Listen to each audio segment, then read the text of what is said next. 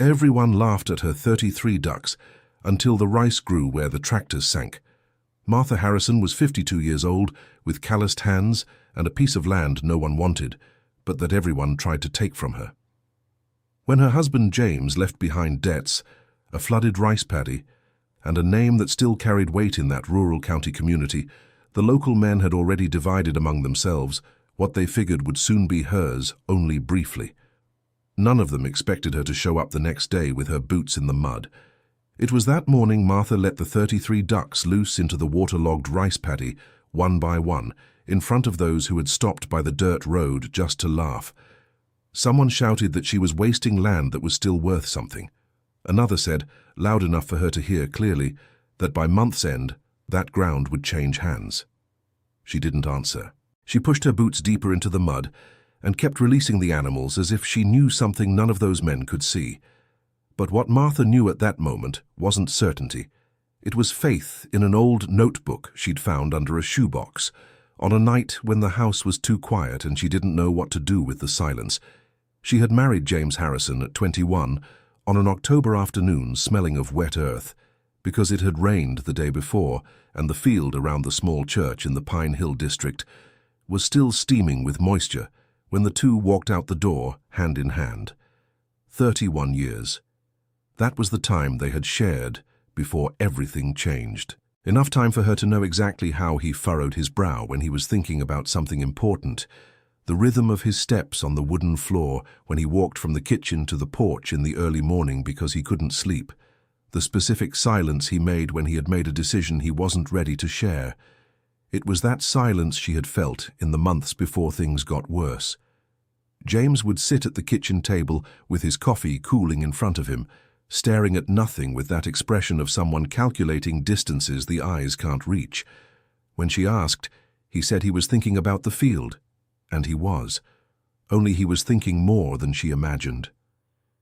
James had left without warning, like most who leave too soon, too. A health complication no one expected, at the regional medical center 90 kilometers away.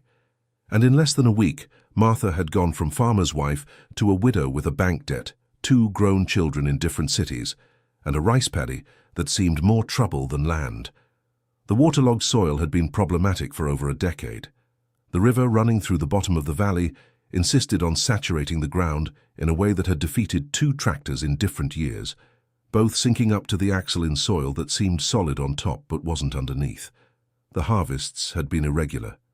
The debts had grown slowly, as debts no one wants to admit exist grow, stacking interest on top of promises to sort it out later.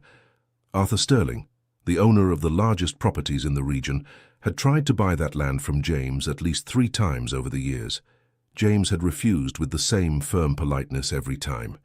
It wasn't that the land was extraordinary on paper, it was that it was wedged right in the middle of Arthur's properties in a way that irritated his sense of geographical order. He wanted that piece of ground like someone wanting to complete a puzzle. With James gone, he'd waited what he considered a respectful time before sending the first envelope. Martha returned it unopened. What no one but her knew was what was inside a shoebox under the couple's bed. She had found the notebook on the night she went to gather the estate documents for the attorney.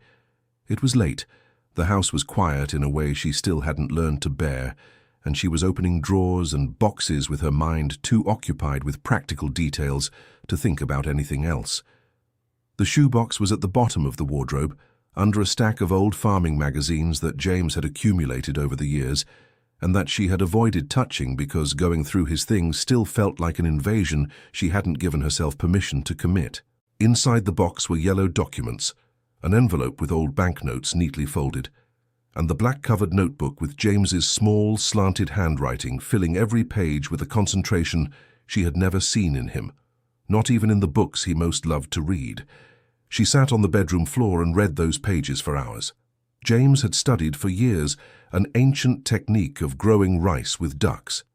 He had talked to an elderly farmer from a neighboring community named Benjamin, who had learned the method from an old settler who had lived in the region for a few decades before leaving. Old Benjamin had described each step in detail, which James recorded like someone who knows that one day he'll need every word. The ducks churn the soil without enough weight to sink, eliminate pests without poison, fertilize the water with what they produce, and prepare the ground in a way no machine can imitate, because no machine pecks, swims and quacks all at once for 12 hours a day. The waterlogged soil which had defeated the machines was exactly the environment where the ducks did their best work. There was a line at the end of the notebook, written with a different pen than the others, as if it had been added after a long night of thinking. This ground isn't a problem, it's a condition. All that's missing is someone who understands what it asks for. Martha read that line 3 times.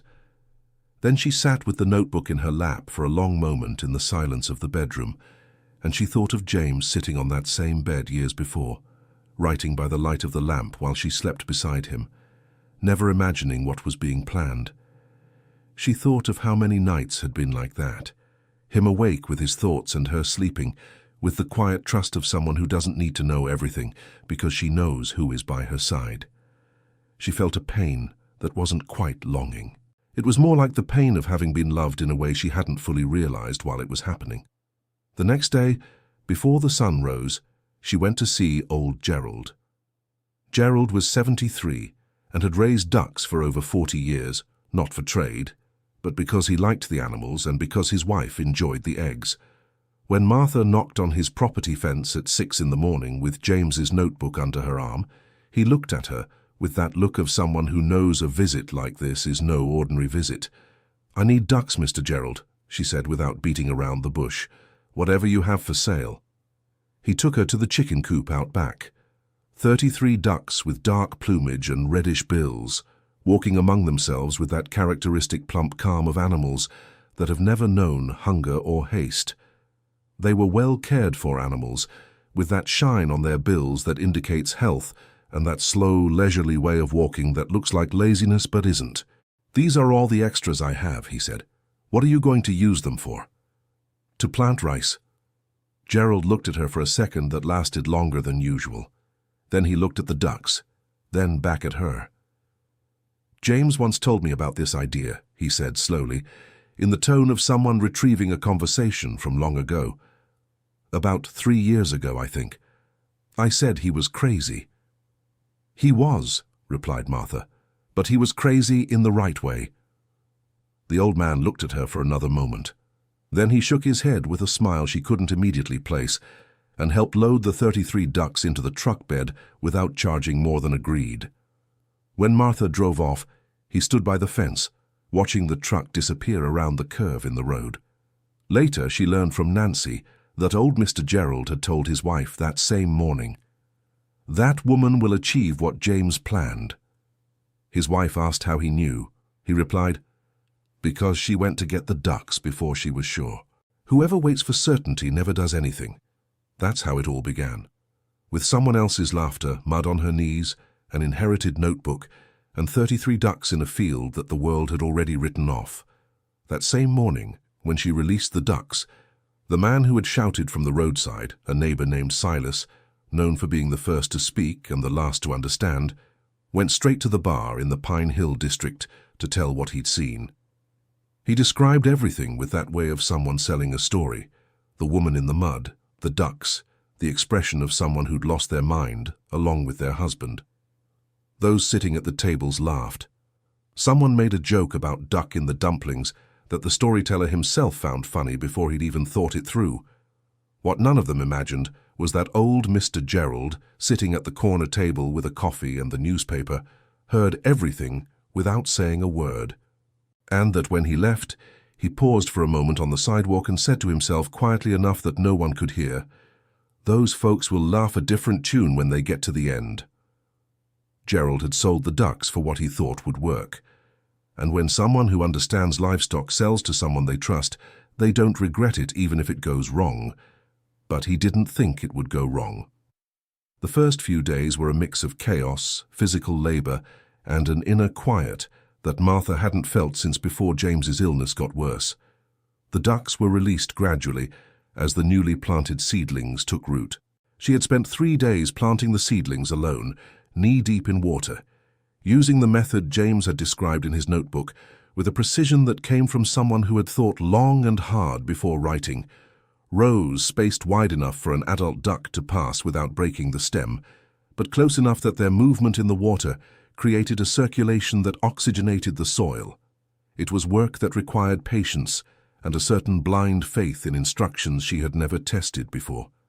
The sun beat down on her back during the hottest hours, and she had learned to stop and drink water at regular intervals because once, many years ago, she had fainted in the field out of stubbornness, and James had gotten angry in a way she rarely saw in him. She was alone now. There was no one to find her lying in the mud. So she stopped, drank, rested for 3 minutes, and went back. In the first few nights, she woke up at 3 in the morning and just listened. The ducks slept in a confined area near the field, inside a makeshift chicken coop she had built from leftover wood from an old renovation. And whenever there was an unusual noise, she got up with the lantern and went to check. Sometimes it was the wind. Sometimes it was one of the more restless ducks that had woken the others. One night it was a fox that tried to get in through the south side of the netting and failed, but left tracks that Martha found the next morning with her heart in her throat, because if it had gotten in, it would have ruined weeks of work. She reinforced the netting that same morning, her hands still trembling slightly from the adrenaline, and thought that James had described exactly this kind of threat in the notebook. He had written about lateral protection, about the minimum height of the netting, and about the importance of checking the corners because foxes test the corners first. She had read it, she had made mental notes, but she had left the south corner a little loose because she had gotten lazy in the last hour of a long afternoon. Never again. There was one thing James's notebook hadn't described, and she had to discover it on her own: the bond that forms between the one who cares and the one who is cared for. Martha hadn't anticipated that she would learn to recognize each of the 33 ducks, not by their names, because there was no time or energy for that, but by their behavior.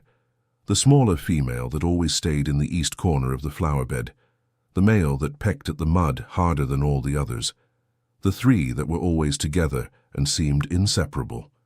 She had laughed at herself when she realized she was paying attention to these things, but James's notebook said that healthy ducks are those that behave consistently, and that any variation in behavior was a sign that something in the field was changing for better or worse. So she had learned to read the field through the ducks, not the ducks through the field. It was a shift in perspective that James had written about in simple words, but that she only truly understood when she put it into practice. The phone rang on the 4th night. It was Thomas, the oldest son. Thomas was 36 years old, lived in a city 200 miles away, and worked for a logistics company that paid well enough for him to have gradually lost the habit of getting his hands dirty in soil. He had come to his father's funeral, stayed a week trying to organize the estate documents with the efficiency of someone who solves problems in spreadsheets, and returned to the city with the nagging feeling that he had left something unresolved that he couldn't name. "Mom, tell me it's not true," he said, without even saying good evening. "Depends on what they told you. That you let a flock of ducks loose in the middle of the crops. That you turned down Arthur's offer. That you're out in the field every day alone, with mud up to your knees. All 3 parts are true." The pause on the other end lasted longer than usual. Martha imagined her son on the other end of the phone, probably sitting in the kitchen of his apartment with the expression he had inherited from his father, the one he wore when he was trying not to say what he wanted to say the way he wanted to say it. "Mom, the land is in debt to the bank. You know that." "I know very well. The deadline is less than 2 months away. If you don't pay, they start the repossession process, and then we'll get a lot less than what Arthur is offering now. I know what happens when the bank repossesses. Then you have to be reasonable." Thomas adjusted his tone, which meant he had rehearsed this part. "Arthur offered an amount that covers the debt and still leaves you something to start over somewhere else. You don't have to stay on this land, Mom. You can move to the city near me or Lucas and have a quieter life." "Good night, Thomas," she said, and hung up before he could finish. She held the phone in her hand for a while after the call. The silence of the house was the kind she had learned, over the past few months, not to mistake for peace. It was the silence of someone alone in a place meant for 2 people. But Thomas wasn't wrong about the facts, and that was exactly why the conversation had hurt more than she wanted to admit. The debt was real, the deadline was real, and she, at 52 years old, was betting the only inheritance left from decades of work on a technique described in a notebook that no one but James had tested on that specific type of soil. Doubt wasn't weakness. It was honesty with herself. There were moments in those first few weeks when she would stand still in the middle of the field with her boots in the mud and the ducks around her and think, what if it doesn't work? What if the waterlogged soil is exactly what it's always been, a problem with no solution, and the ducks are just ducks that can't pull off the miracle she needs? And what if James had studied that technique for years without ever reaching the conclusion that it would work, and the notebook was the documentation of an idea he himself had given up on without saying anything? At moments like that, she would look out at the field for a while. Then she would go back to work, because standing still didn't fix anything either. One afternoon in the second week, while checking the seedlings in the central bed, she noticed that the ones on the east side were slightly taller than the ones on the west side. The difference was small, but it was there. She stared for a while, trying to understand, and then went back to the notebook that night. James had written about nutrient circulation in waterlogged soil. There was a passage about how the contour of the field floor, even if imperceptible to the eye, affects the distribution of sediment that the ducks churn up. He had recommended that every 2 weeks, part of the ducks should be redirected to specific areas with the help of a makeshift guide made of bamboo. Martha had read that part and thought it was too much detail. Now she understood it wasn't. The next morning, at dawn, she cut bamboo from the edge of the canal and set up the guide the way James had drawn in the notebook with a simple, precise sketch. It took her 3 hours to install. When she finished and redirected part of the ducks to the west side, she stood there watching with her hands on her hips and a strange feeling in her chest. It was the feeling of having a conversation with someone who was no longer there. She didn't cry. She just watched the ducks swim along the new path and then went inside to make coffee. In the third week, the first major obstacle arrived in the form of a car too clean for that dirt road. The vehicle stopped in front of the property while Martha was fixing the netting on the east side of the rice field. She spotted it from a distance and already knew who had sent it before the man stepped out with the black briefcase. Attorney Curtis Montgomery introduced himself with a business card that she didn't take. He had the air of someone who had made this kind of visit many times and knew exactly how to handle it. The amount he announced was higher than the previous ones. Martha recognized in the number the same old calculation, enough to seem generous, not enough to reflect what the land could be worth if someone treated it the way it needed. "It's not for sale," Martha said. "Ma'am, are you aware that the deadline with the bank is due in less than 30 days? "I am. And that without a partial payment, the foreclosure process begins automatically." "I know." "Then you know that after that process, the amount Mr. Arthur is offering now will no longer be available. At auction, land with this history can be bought for much less." Martha looked at the field behind her, where the ducks swam among the seedlings with that serene indifference of those who don't know someone is trying to end it all. "When the bank starts the process, we can talk again," she said. "For now, no." Montgomery closed the briefcase, nodded professionally, and got back in the car. Martha watched the vehicle disappear around the bend in the road. Only after the sound of the engine had completely faded did she realize her fists were clenched at her sides. She slowly opened her hands, one at a time, and went back to the netting that still needed fixing.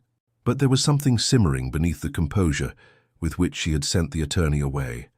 A quiet anger, the kind that doesn't shout because it shouts inside, that builds up every time someone uses the size of your problem as an argument for you to give up what's yours. She drove the hammer into the stake with a force a little stronger than necessary, and after a moment she took a deep breath and struck with the right force. Dear listener, if you're enjoying the story, feel free to hit like and, most importantly, subscribe to the channel. It really helps us folks who are just starting out. Now, back to it. Mrs. Nancy Miller showed up the following afternoon with a bowl covered by a dish towel and a bag that Martha hadn't noticed she'd brought. Nancy was 71 years old, her hair completely white and pulled into a low bun that never seemed loose, and she had a presence that Martha had learned to recognize as someone who doesn't waste words or movements. Her property was on the other side of the rice field fence, and she had been friends with James since they were both young enough to run through the fields without a care in the world.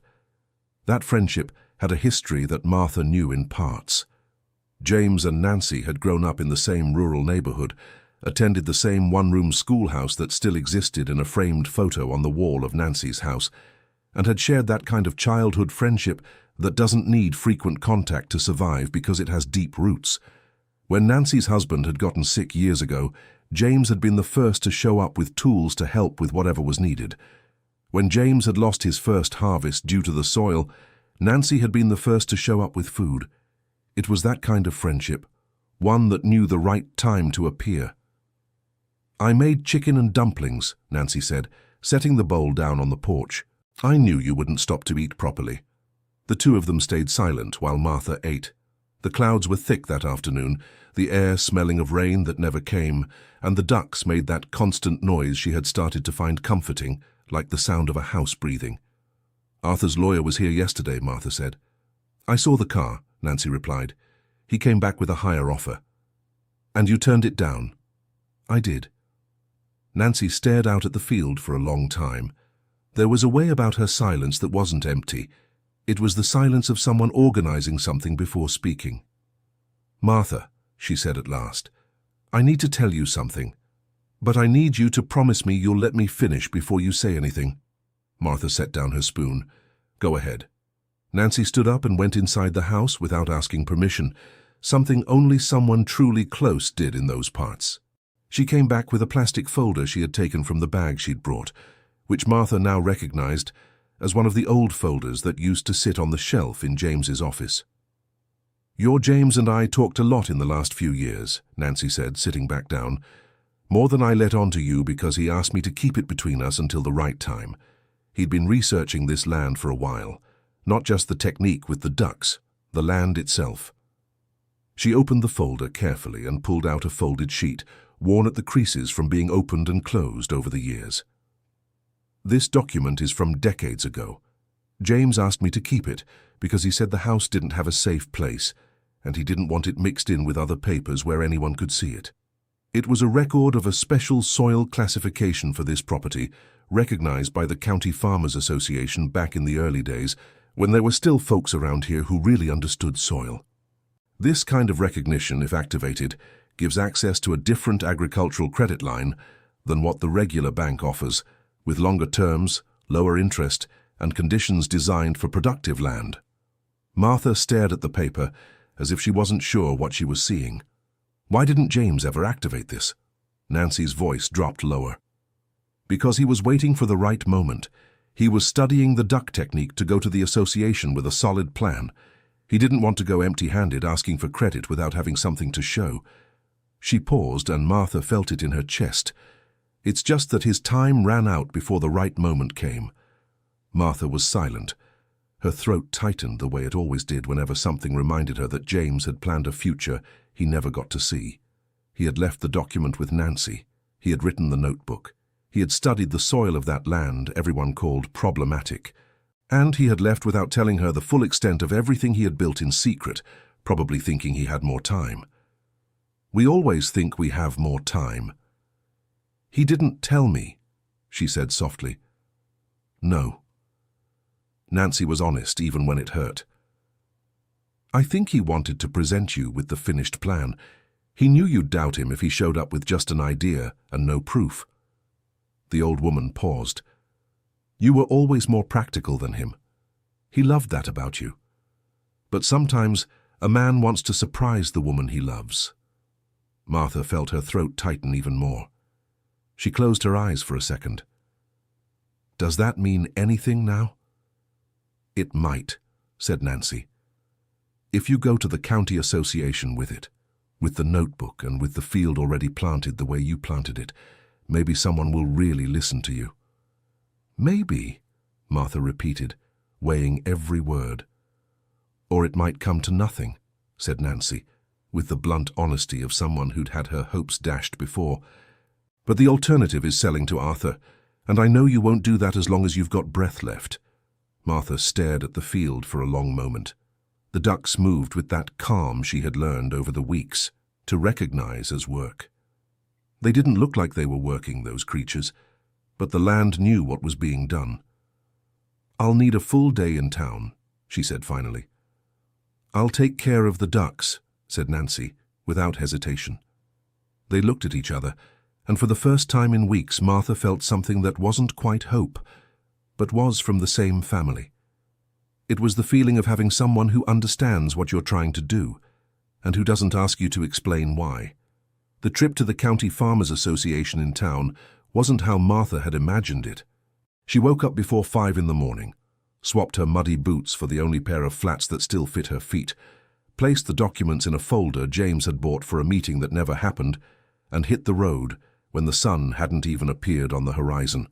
The town was almost 2 hours away on that winding, pothole-filled road, and her car, an old model that complained on every incline, made the journey with the constant noise of an engine that still ran because someone had learned to take care of what they had. She arrived at the association when it was still quiet. She sat in line. She waited. The clerk who received her was about 40, looked bored, and barely lifted his eyes from the papers as she sat in the chair across from his desk.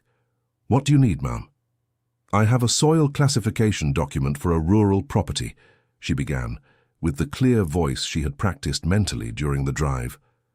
The man held out his hand. Martha carefully handed over the paper, like someone passing along something that couldn't be damaged. He looked at it for less than 10 seconds.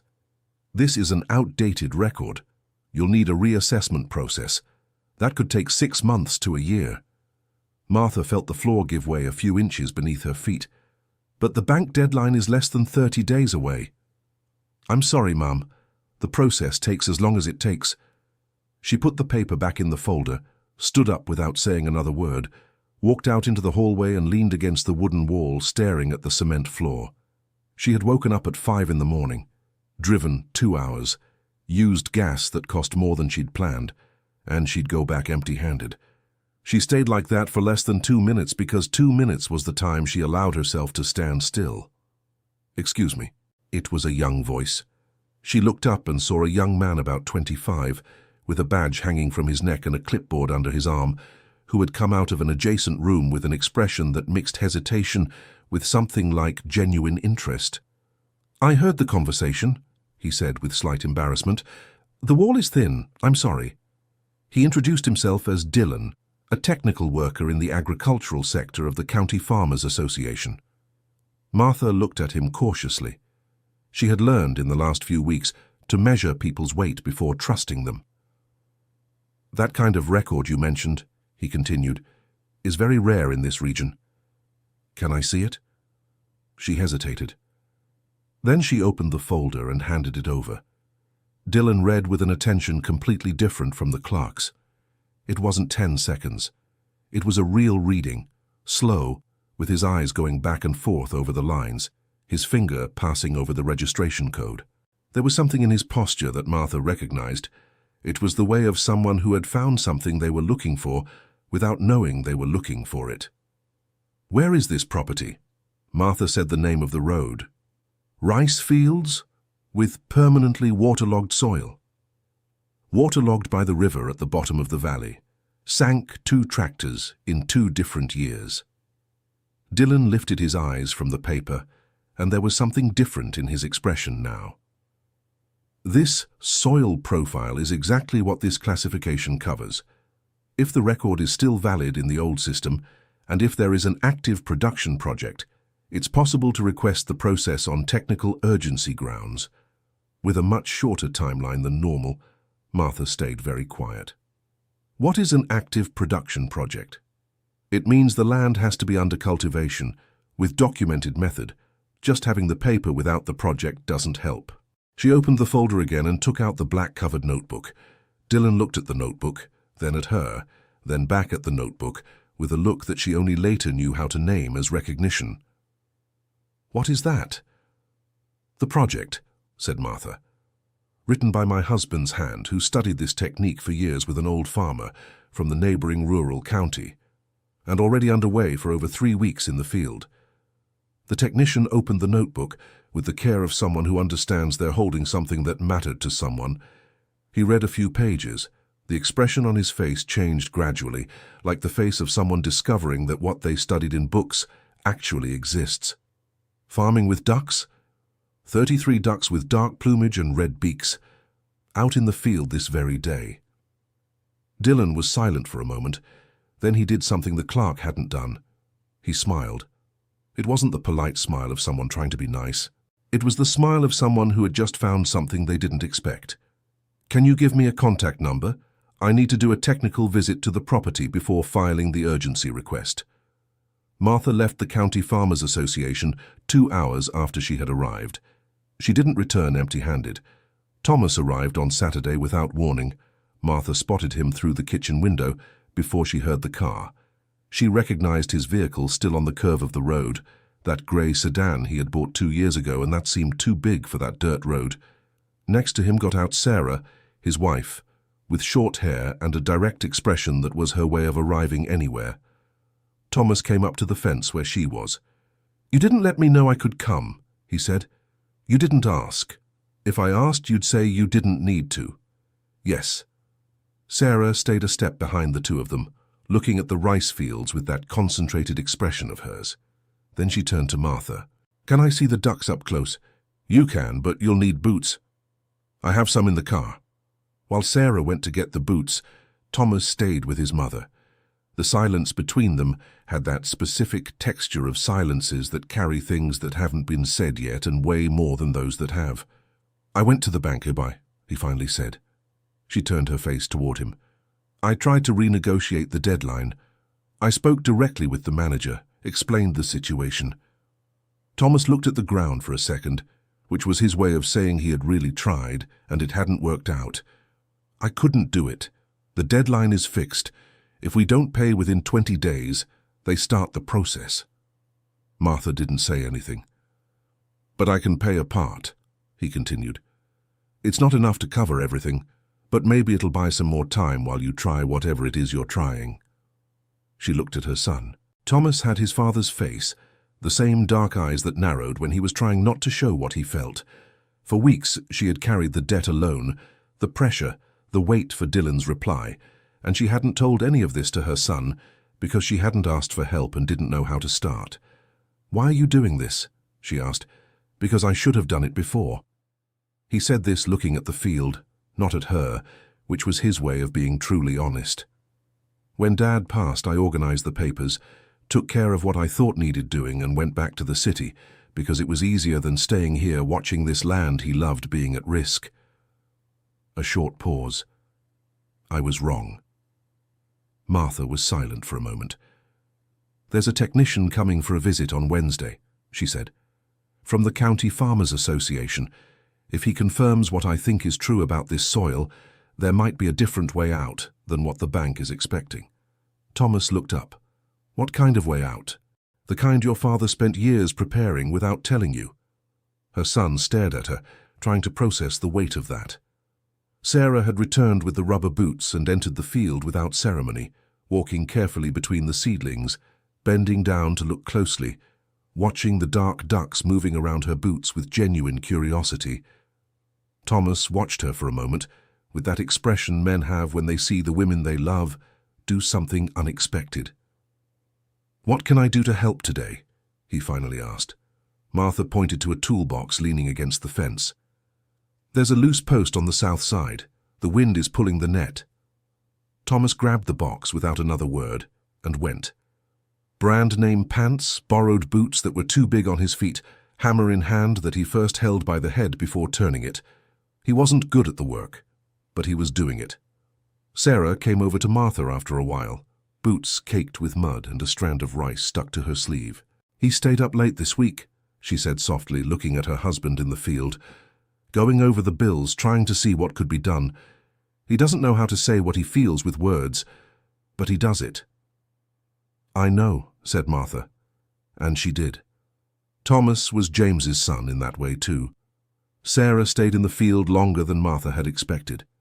When she came back with boots full of mud and a strand of rice caught on her jacket sleeve, she sat on the porch with Martha while Thomas was still fixing the post in the field.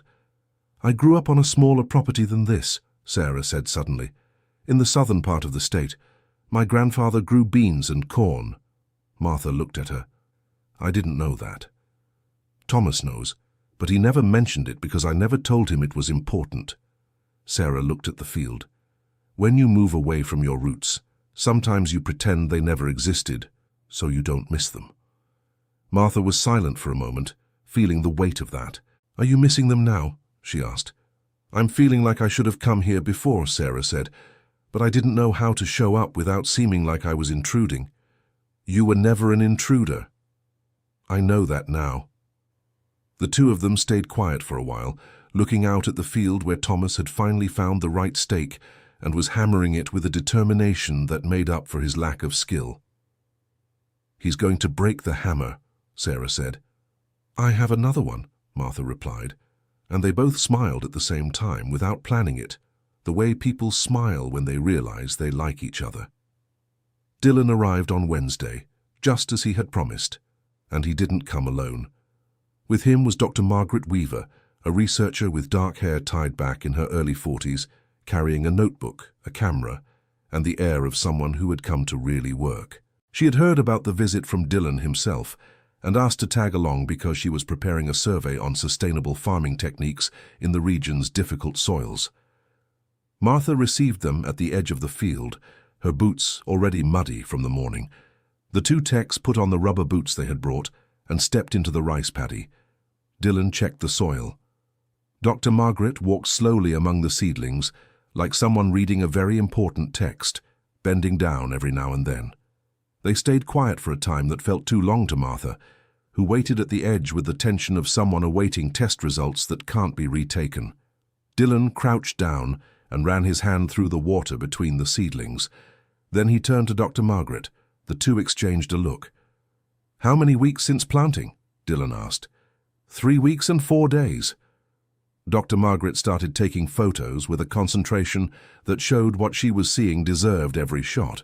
The uniformity of the growth here, she said almost to herself, is at a level I usually only see in crops with twice the time and controlled inputs. The ducks did that, Martha said from the edge. I know what ducks do, Dr. Margaret replied, and there was something in her tone that Martha recognized as genuine admiration, the kind that happens when a professional sees in practice something they only knew in theory. I studied this technique on paper. I've never seen it applied to this type of permanently waterlogged soil. Dylan stepped out of the field and went straight to his folder. Based on what I'm seeing, combined with the classification document, I have the technical grounds to request the urgent process. He looked directly at Martha. But the County Farmers Association approves the line of credit, not the bank. That means the bank can still start the process if the deadline expires before the response comes. How long does the association take for an urgent process? 10 to 15 business days if there are no complications. The bank's deadline is in 18 days. It's tight, Dylan said without softening it, but it's possible. It was at that moment that an engine noise pulled her from her thoughts. A pickup truck had stopped at the side of the road. It was Arthur's. It wasn't the attorney.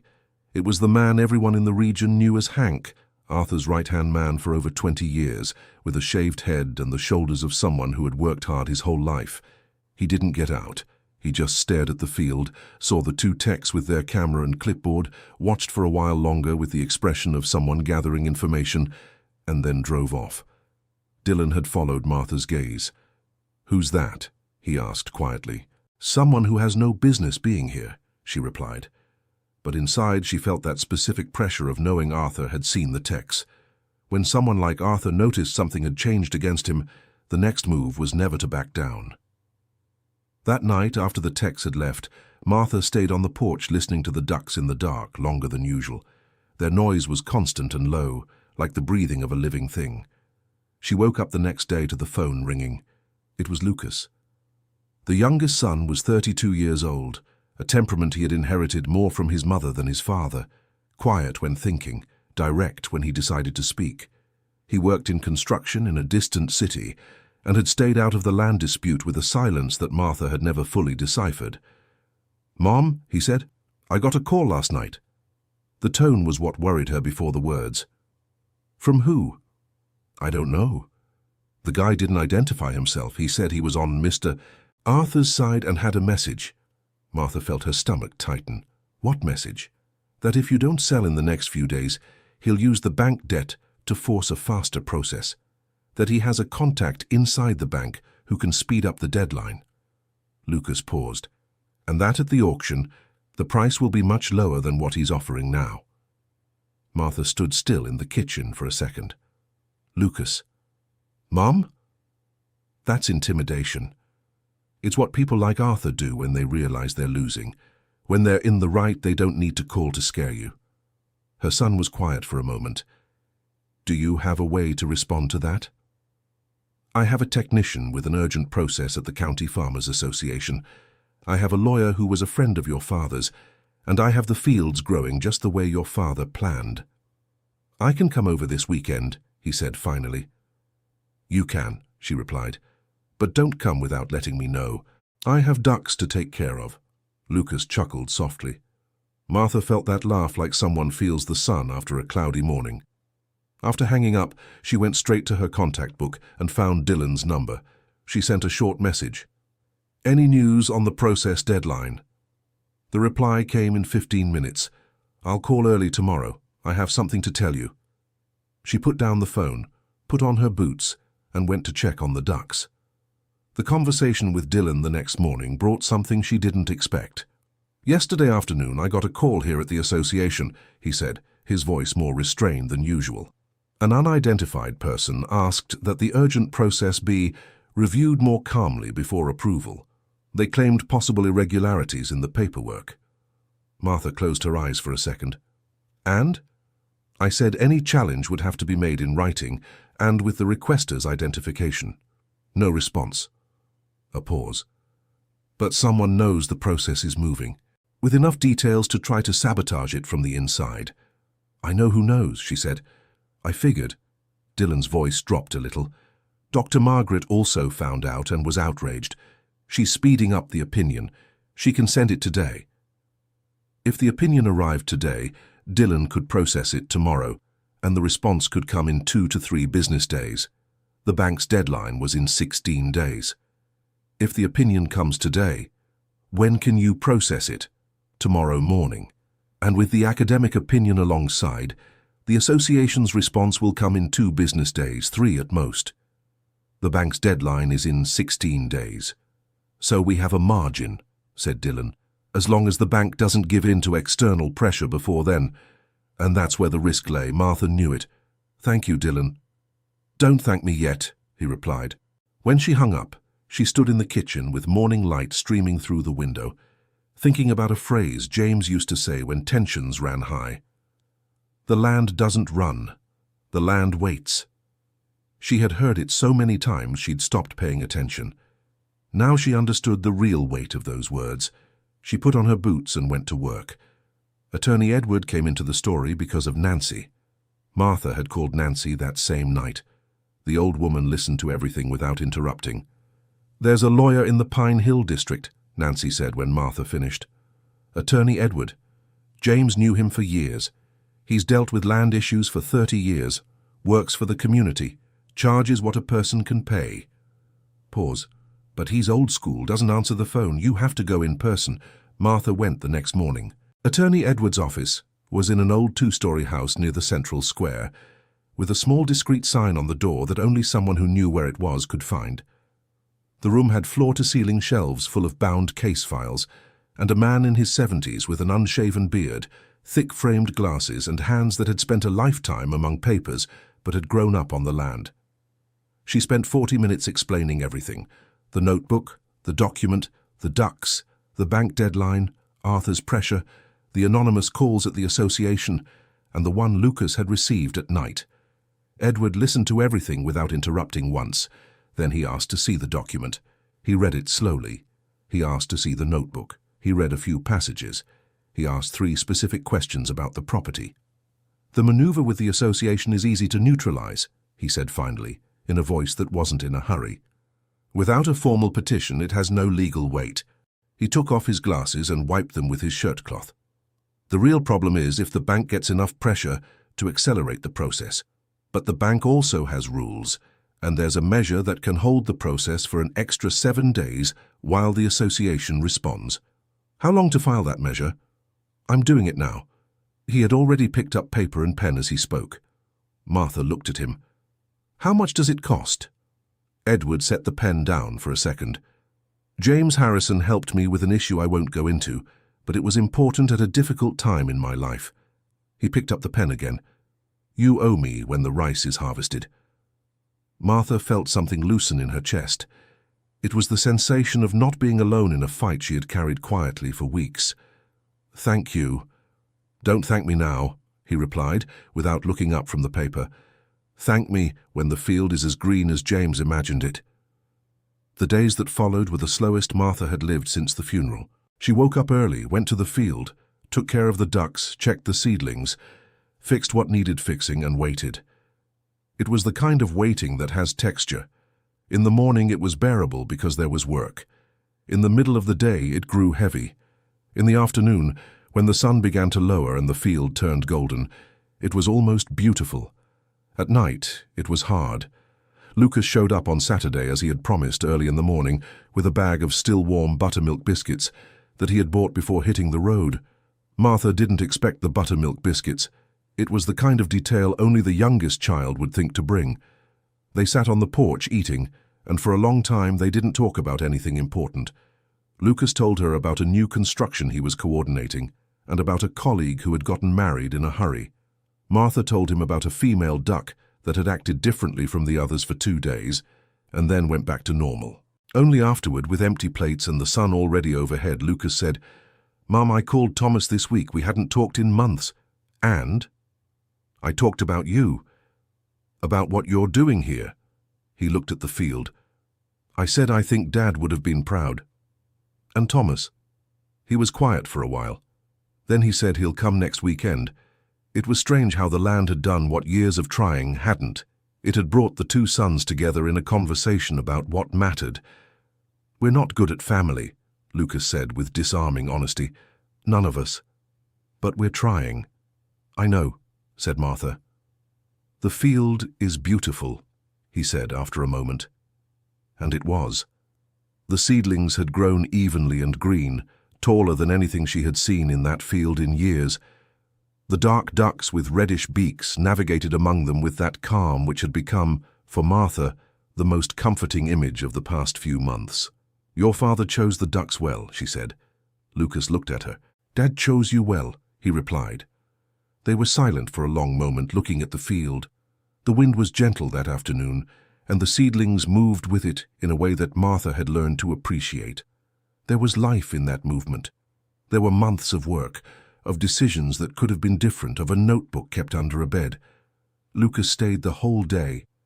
He helped reinforce the netting on the north section, which had become a bit loose after 3 days of wind. He distributed feed to the ducks at the end of the afternoon, with a care that showed he had paid attention to how she did it. When it was time to leave, with the car already running at the edge of the road, he got back out and stood in front of his mother for a second. "Mum," he said, "when I was little and Dad would work in the field until late, you would sit on the porch waiting with the light on." She looked at him, not understanding where he was going. "I did. Every day when I came home from school, no matter the time, the porch light was on." He paused. "I never told you this, but it was the most important thing you did for us, knowing that light would be there." Martha felt her throat tighten. "Go on," she said, because she didn't know how to say anything else that would be enough. Lucas left. She stood at the edge of the road until the car disappeared, and then she stood a little longer, looking at the empty space where the car had been. Then she went to turn on the porch light. Dear listener, if you're enjoying the story, feel free to hit like and especially subscribe to the channel. That really helps us who are just starting out. Now, continuing. The response from the County Farmers Association came on a clear sky morning. Martha was on the north side of the field checking the netting when the phone rang with Dylan's number. She took off her glove before answering, her heart beating at a speed she only noticed because she had to take a deep breath before speaking. "Mrs. Martha," said Dylan's voice, with that restraint of someone trying to maintain professionalism when the news is good. The application was approved. She stood still in the middle of the field. "The special soil classification has been ratified and the registration has been activated. The differentiated credit line is available for immediate consultation." A pause.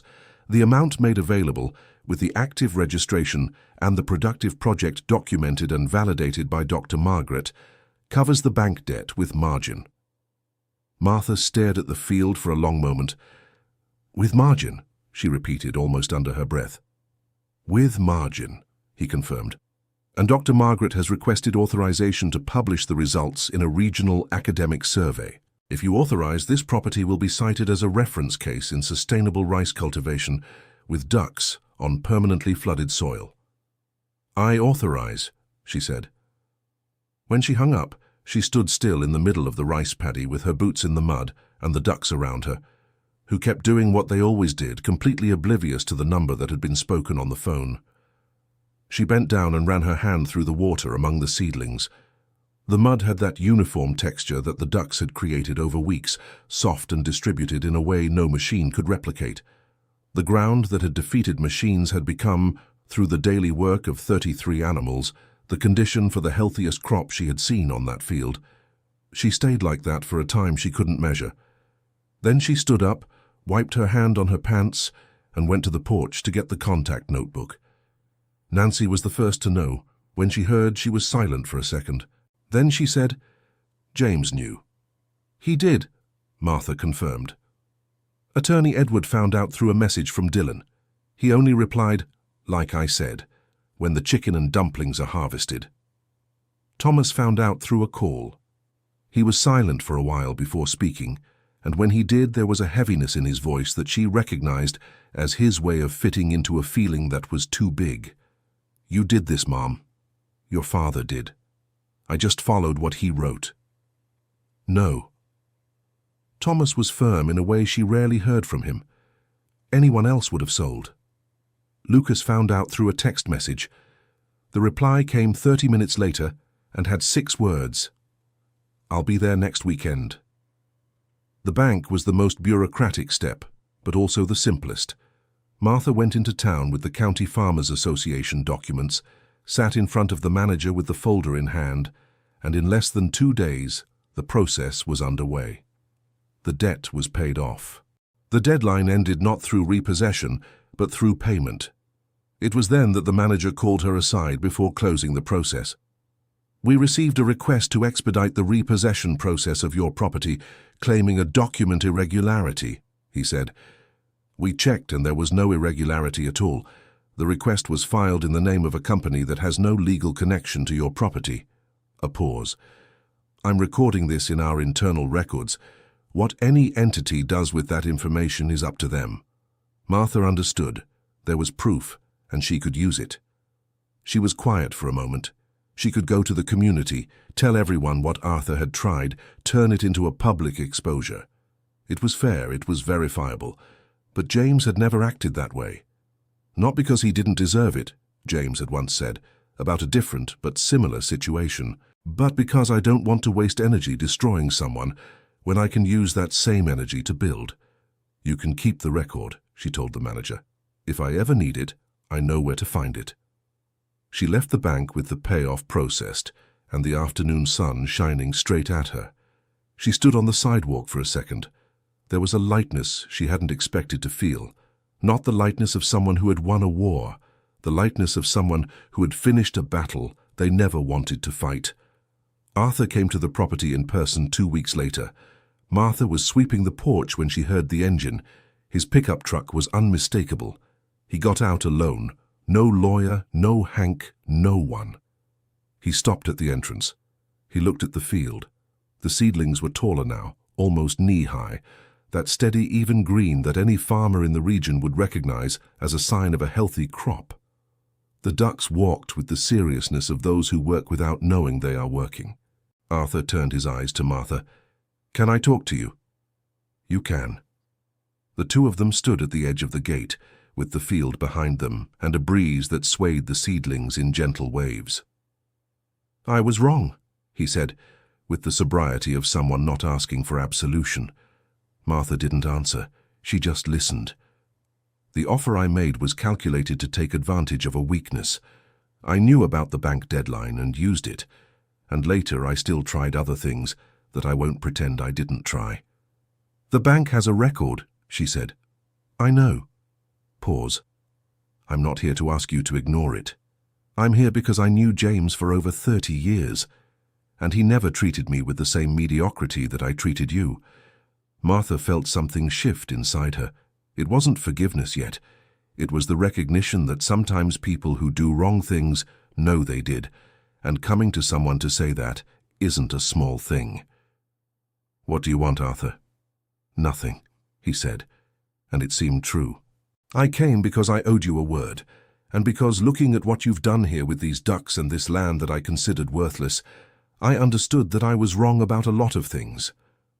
The wind passed through the field and bent all the seedlings at once, a green wave that stretched from one end to the other. "The bank record stays where it is," said Martha. "I'm not doing anything with it until I need to, but I'll keep it." Arthur nodded. "That's fair." He got back into the truck without another word. Martha stood watching the pickup disappear around the curve and stayed still for a while. There was no satisfaction in seeing Arthur diminished, only closure. Like when you finish a difficult book, put it on the shelf and walk away. She went back to the porch, picked up the broom, and finished sweeping. The harvest happened on a Saturday with a clear sky and cold morning air. Thomas had arrived on Friday with Sarah, carrying enough grocery bags to feed a family for a week. Lucas showed up early Saturday morning with buttermilk biscuits that had become his trademark for being there. Nancy arrived before everyone else at 6 in the morning, with pots warmed in the early hours and the quiet determination of someone who came to witness what she had helped build. Dylan came with the County Farmers Association's camera. Dr. Margaret arrived at the same time as him, more agitated than in previous visits. Attorney Edward hadn't said he was going to show up. He appeared anyway, with the calm step of someone who doesn't need to announce his entrance. Old Mr. Gerald also showed up, even though no one had told him. He arrived on his bicycle, the way he had always gone everywhere his whole life, on that old bike everyone in the district knew. He got off slowly, leaned it against the fence and stood looking at the field for a good while before saying anything. Martha went up to him. "Mr. Gerald, Martha." He looked at the field with those eyes that had seen 73 years of farmland. "James would have liked this." "He would," she said. "When you came to my house that morning," he said slowly, "I spent whole days wondering if I'd done the right thing selling you those ducks. Those were good animals. I knew they were good." "They were," she agreed. "But I was worried because selling ducks for an idea that might not work is different from selling them for a sure thing." He paused. "Then I thought if she came before sunrise with her husband's notebook under her arm, it's not an idea. It's conviction." Martha looked at old Mr. Gerald. "You never told me that." "It wasn't needed then, it was needed now." He pointed with his chin toward the field. "Because now you need to know that someone besides Nancy believed from the start." Work started early. The ducks were penned up calmly. The harvest of the first bed was done by hand, by Martha's decision, which no one questioned. It was the central bed, the one that had been planted first, the one with the oldest and tallest seedlings. Thomas worked beside his mother without saying much. Sarah cut with a skill that even surprised Martha. Lucas worked more slowly, but with a concentration that made up for the pace. Nancy stayed near the shed, cooking and watching the field with the eyes of someone who had kept that moment inside herself before it happened. When the harvested chicken and dumplings was weighed at the end of the afternoon, the number that appeared made Dylan stop before speaking. He turned to Martha with the clipboard in his hand. 42% above the historical average for this property, he said, and his voice wasn't completely neutral. No one spoke for a second. Lucas was the first. 42% more?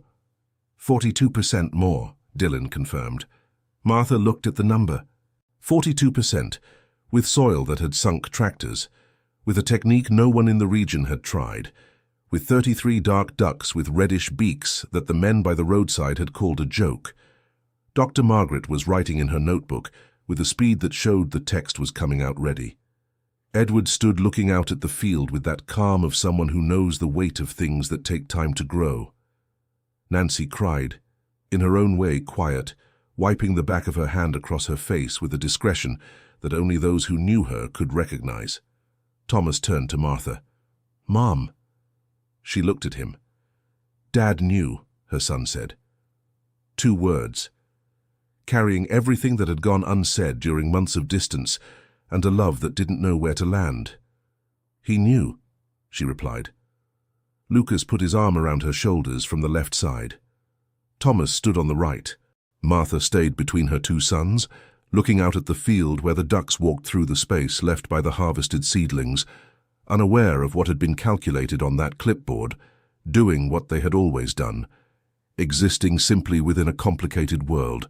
That was exactly what James had seen in them.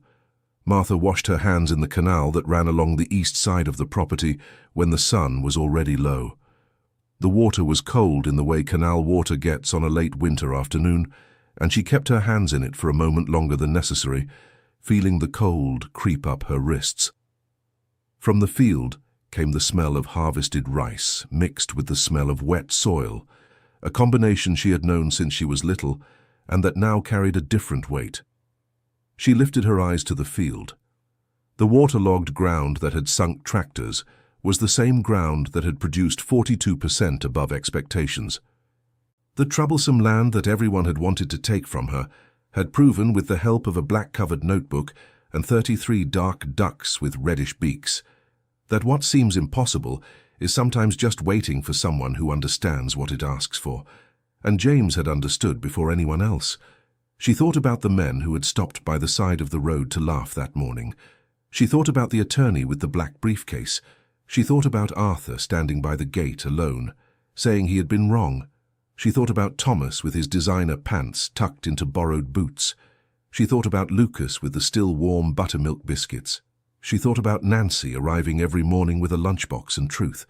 She thought about Dylan listening behind a thin wall and deciding to come forward. She thought about Edward and the "when the rice is harvested." She thought about James writing that notebook by the lamplight while she slept beside him. She went back to the porch when the field was already dark. She sat in the wicker chair. The family's voices came from the kitchen, mixed with the clatter of Nancy's pots. She had stayed to help serve dinner, something the old woman never asked if she could do. She simply did it like someone who knows she belongs. Edward was sitting near the porch table with a coffee someone had brought, and every now and then he looked out at the field with that calm of someone who has lived long enough to recognize the weight of a real victory. Old Mr. Gerald had stayed for dinner without anyone inviting him, and had remained quiet in the chair closest to the window, eating slowly with the manner of someone who savors things most people swallow without noticing. Dylan had left before nightfall with his camera, his clipboard, and the look of someone who came out of a different place than he went in. Doctor. Margaret as well, though she had said on her way out that the survey she was preparing would need a second visit next season, if Martha allowed it. Martha had allowed it. She took the folded paper out of her pocket and looked at the number one more time. 42%. She folded it back and put it away. There was no speech. There was no extravagant celebration.